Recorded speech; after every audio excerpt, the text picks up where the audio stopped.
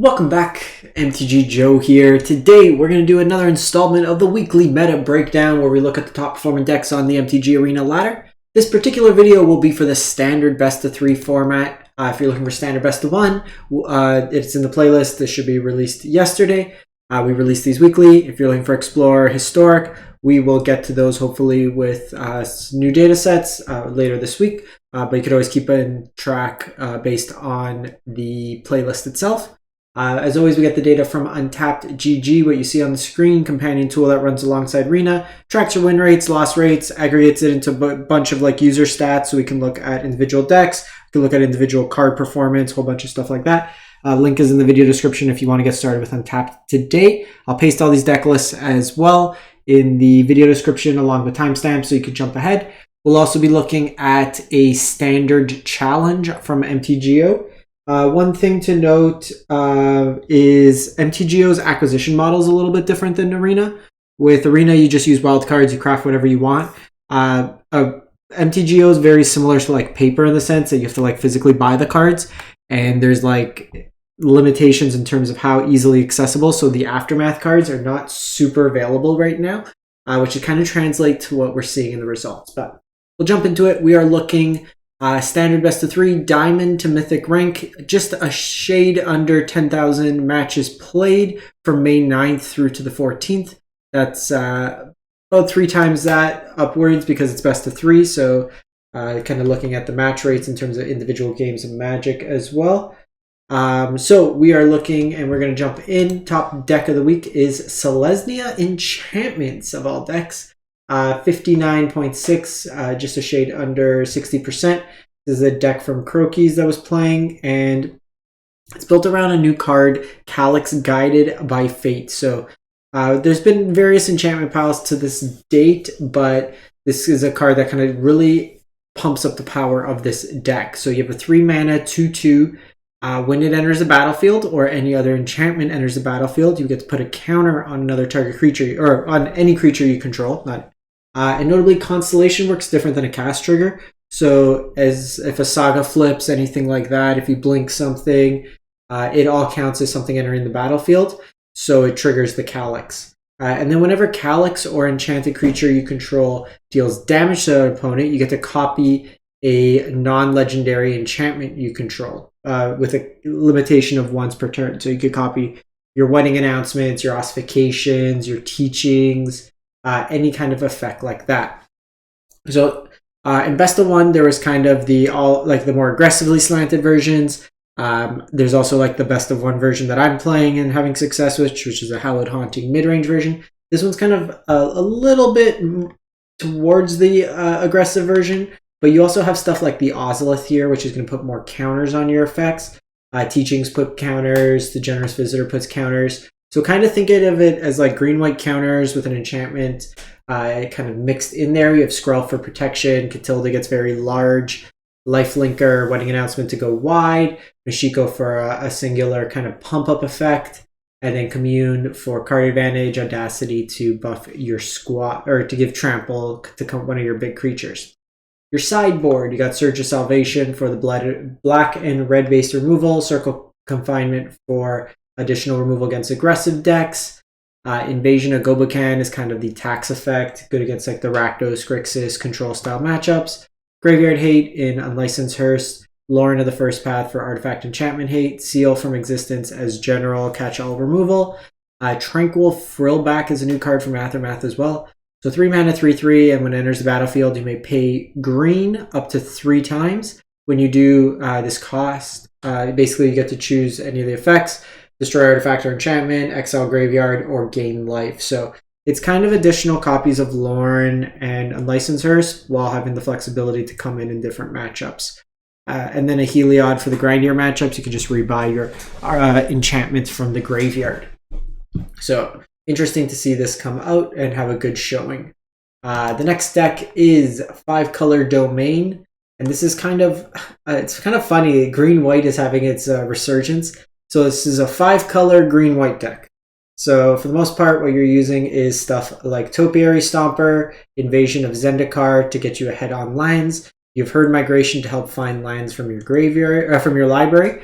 And then late game, it could be a threat. You're using the domain ability through the tri-lands, ideally, and then some basics to enable leyline binding to be a 1-mana removal. Card advantage with the Reckoner Bankbuster, removal and ossification, Archangel of Wrath that can be used as removal, and then like extra burn and reach and lifelink. Sunfall is a sweeper, and then your top end is just Atraxa, full 4 of, lets you draw a whole bunch of cards. Etali lets you cast a whole bunch of things as well. Your sideboard, you got Lithomantic Barrage to blow up white or blue things, deal 5 damage, which is a good chunk. You have Unlicensed Hearse for more graveyard hate. If you're like the Reanimator decks, temporary lockdown for the low to the ground aggressive decks, just exile everything. Another Sunfall to exile the opponent's board. And then you have full 4 of Rex, Tyrannix Rex. So this will come in against the more counter-based matchups or things with just a lot of removal.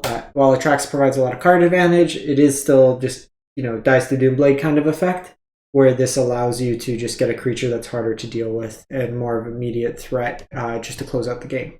And then Vanquish the Horde comes in and just another sweeper for the go-wide strategies. And then another Myrex. So in the grindier matchups, you just have utility in the land to try to provide some additional kind of, like usually in this, like so saying that in a matchup where each side's throwing a lot of haymakers, you're using a lot of cards, you're in a top deck war, you have a land that could just keep putting pressure on, it has some utility there. We then go to Orzhov midrange, so we see a drop 54%, domain was 58%. And this was the deck from Autumn Burchett from the Pro Tour. So it's the mono white midrange deck that we've seen to date. You have things like Wedding Announcement, Wandering Emperor, Sarah Paragon, the Spirited Companions, Bankbuster, Lay Down Arms, Ossification kind of package. But you're playing black in the main board for Breach the Multiverse, so this helps in the greedier matchups. Lets you get some cast off. You're casting this with either Obscura Storefront to find you your 2 swamps. Notably, the Obscura Storefront can be bought back with the Sarah Paragon, and then when it sacks, it actually gains you 2 more additional life in addition to this one. So it's kind of a reverse fetch land. Instead of losing life, the land does come into play tapped, but you gain 3 life from it. Similarly with Rafine's Tower, will provide you the black mana needed. In your sideboard, you have like Cut Down for early aggression, Duress for the Rakdos, the red-black based kind of matchups, Eat Away Their Hand, Surge for protection, Destroy Evil, Enchantment, or Big Booty destruction, Go for the Throat as removal, Shield as removal, Gobakan for tax, Lauren Artifact Enchantment hate, Archangel of Wrath, similar, gives you some an evasive creature with lifelink that can blow up some stuff. Notably in this deck, you only produce black mana, not red, so you can only shoot for 1, and then another Sunfall when you need the sweeper included. We then go to Rakdos midrange, so this was the Pro Tour winning list. And notably, we've seen quite a drop, so be interesting to see if this deck is now just getting outpaced by like the enchantments or the domain decks, or this is a case of it won the Pro Tour, people are more prepared for it, but also just people are picking it up more and just less experienced with it. So you know what, I take that back. So this was not the one that won, but this was a one that was being played a lot. The Pro Tour list was not on Big Score. The one that won, to my understanding, it was just the straight mid-range version. So this is the Big Score Breach the Multiverse version of the deck. So it could be a little bit more receptive to early aggro since you are playing a more expensive cards. But it's kind of your Fable the Mirror Breaker, Shield, Druid, Bloodtithe Harvester deck. Ideally what you want is with a Chandra Hope's Beacon to double either Invoke Despair or Breach the Multiverse. Get a whole bunch of free cast value, similar with Etali. Your sideboard, just again, more removal when needed, cut downs, barrages, a braid, a bolts, a sweeper in Gix Command, a soul transfer. You then have Duress for hand hate, Razor's Lash for any of the greedier mana bases to target them. And then Cruelty for the Reanimator kind of mirrors, steal their stuff, another Tally to cast, and then Bankbuster to grind. From there, so we won't go over all 32 decks that placed, but just kind of look at what some of the distribution of decks are. I'll link this as well if you want to take a look at any. So first place was basically the 5-color domain deck, the ramp deck that we just saw, putting up similar results, took this one down, first place. We then have a soldiers list that actually came second, And interesting that the soldiers list are now starting to include copies of Knight Errant of Eos. Given that you can make a wide board of like 1/1 tokens, this provides you some utility in the heavier removal matchups just to draw some additional creature cards. So they're looking at stuff like Zephyr Sentinel. This is like more of a flash-based version. So it's Zephyr Sentinel and Resolute Reinforcements. You kind of reset and make a whole bunch of tokens. This version's also got the kind of, call it the flash version of tokens, of soldiers, where you have Spell Pierce, make this appear in addition to your kind of traditional package. Notably no Thalia in this version. So kind of a different take on the soldiers deck. You have stuff like Protected Negotiators on the side, Toskia is welcome, with the grindier matchups to draw you cards, Lantern Flare as removal. So interesting deck, only a single Brutal Cathar in the sideboard. So looking to go wide, kind of play a tempo soldier style strategy. Then we have this is the version that won the Pro Tour.